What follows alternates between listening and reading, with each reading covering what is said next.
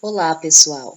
Hoje nós vamos conhecer os filósofos sofistas, que são do período clássico, contemporâneos também de Sócrates. Quem são os sofistas? Os primeiros filósofos do período clássico ou socrático.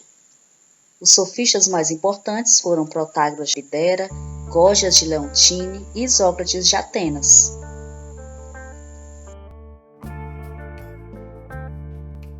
O que diziam e faziam os sofistas?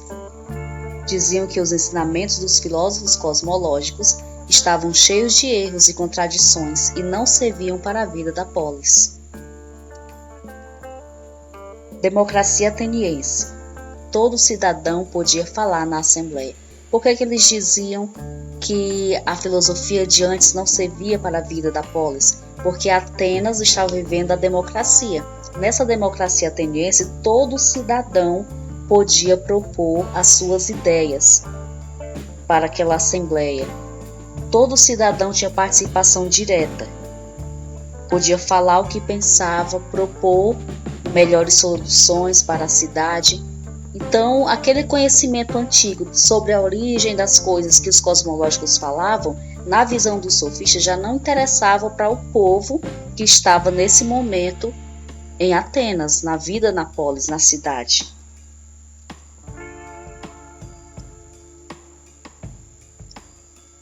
Os sofistas eram mestres de oratória ou de retórica, ou seja, eles ensinavam a arte de falar bem. Ensinavam técnicas de persuasão para os jovens, que aprendiam a defender a posição A, depois a posição contrária, de forma que numa assembleia tivessem fortes argumentos a favor ou contra uma opinião para ganhar a discussão.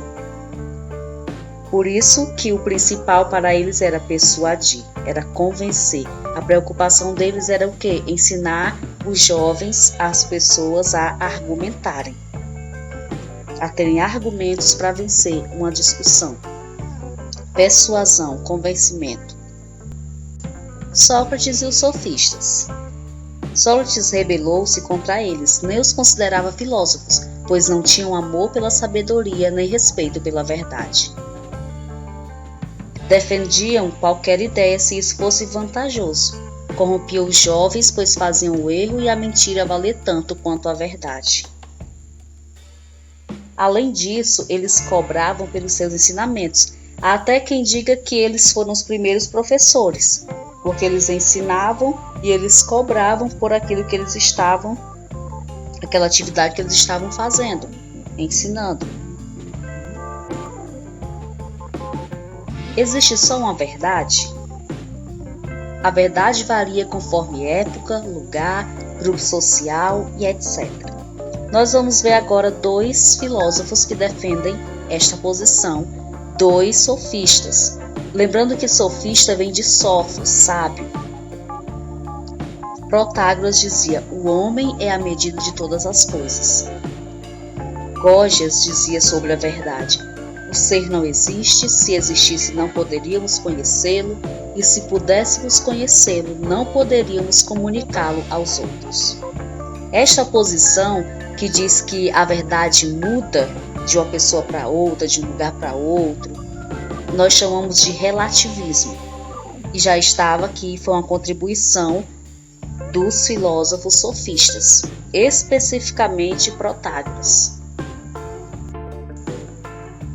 Existe só uma verdade? Não existe só uma resposta para essa pergunta. Outra resposta diz: se não houvessem valores morais objetivos, ou seja, independentes do que pensa cada sujeito, que aspiram à universalidade, não seria possível criticar qualquer conduta. Ou seja, se eu não tivesse uma forma geral, um valor que tivesse efeito para todo mundo, como era que eu ia avaliar se uma atitude foi boa ou foi ruim? A preocupação ética está presente em todas as sociedades humanas. Há princípios universais. Quem defende isso aí é o absolutismo moral. Proteger a vida, é errado mentir, são exemplos de valores universais que todas as culturas defendem. E agora, relativismo ou absolutismo? Não dá para esquecer toda essa história de valores morais e seguir a vida? Não! A todo instante você está atribuindo valor às coisas, às pessoas, às ideias e às ações. Lembra que antes nós falamos de valores? Então, cada um atribui uma importância a determinada coisa. Estamos sempre refletindo e decidindo sobre nossas atitudes e os valores presentes nelas, como, por exemplo, a mentira, a traição, a injustiça, a verdade, o engano, o amor e muitos outros. Somos seres sociais, vivemos em sociedade e precisamos cumprir regras, normas e leis que garantam uma boa convivência. Então não tem como, será que a gente, para viver bem, conviver bem, a gente precisa de algumas regrinhas para que a sociedade ela possa se manter em harmonia.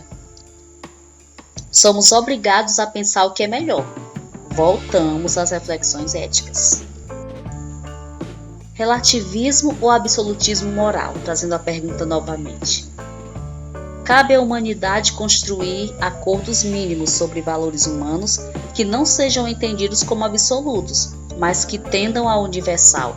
Afinal, a condição humana se expressa também na constante reflexão que o homem faz de sua vida, de suas ações e da sociedade.